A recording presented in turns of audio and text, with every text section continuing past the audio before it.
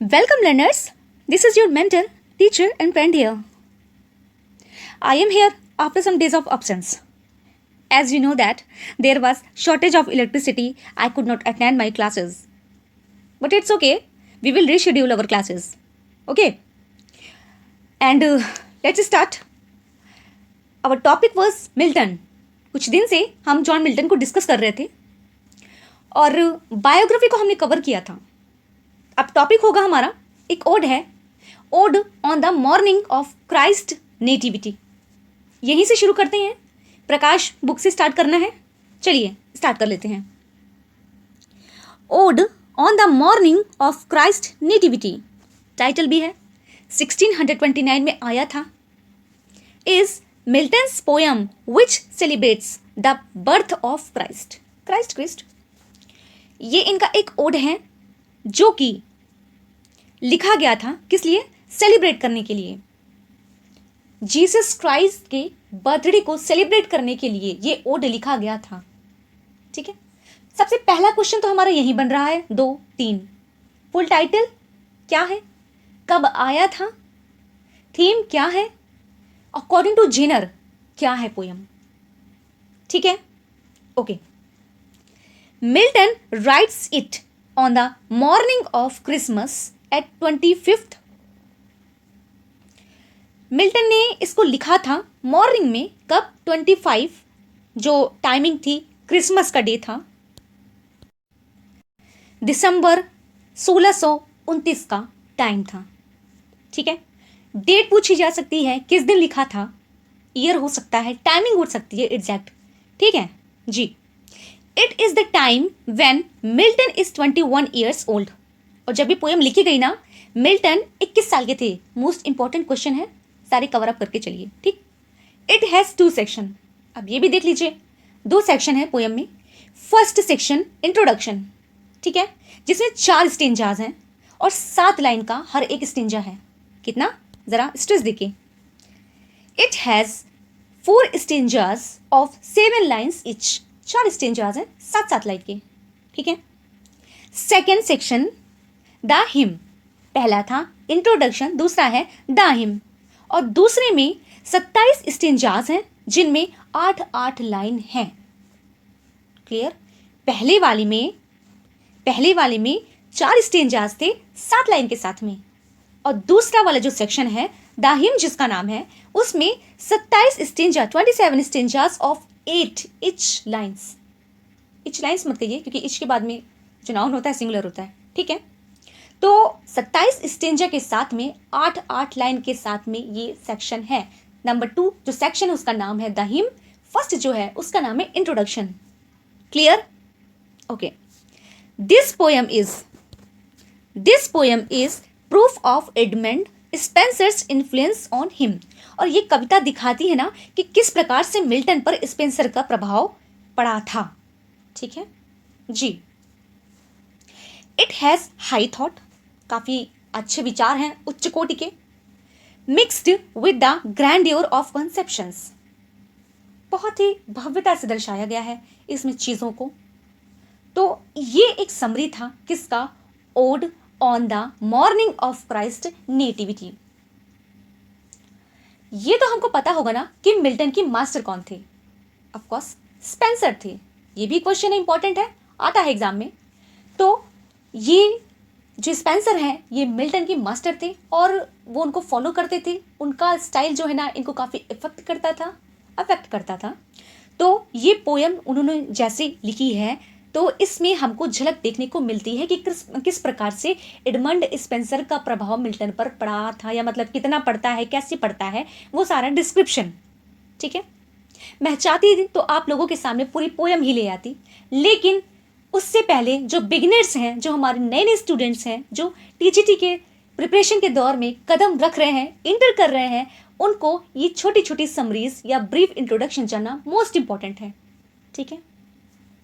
चलिए तो दूसरी पोएम अब लेते हैं. चलिए अगली पोएम है हमारी लिसिडास, जो एक इलेजी है. इलेजी के साथ में आप इसको पास्टोरल इलेजी कहिए. पास्टोरल का मतलब होता है जिसमें चरवाहों का चित्रण किया गया हो. ठीक है. इसको लिखा गया था 1637 में, पब्लिश हुआ था 1638 में। जॉन मिल्टन के जो वर्क्स हैं ना बहुत पॉपुलर, उनकी डेट्स को बहुत गौर करते हुए चलना है, क्योंकि लास्ट टाइम ना ऐसा एक क्वेश्चन इनकी रचना से आया हुआ था। ठीक है, ओके। तो लिसिडास रिटन इन 1637 माफ कीजिएगा, published in 1638 is Milton's pastoral इलेजी।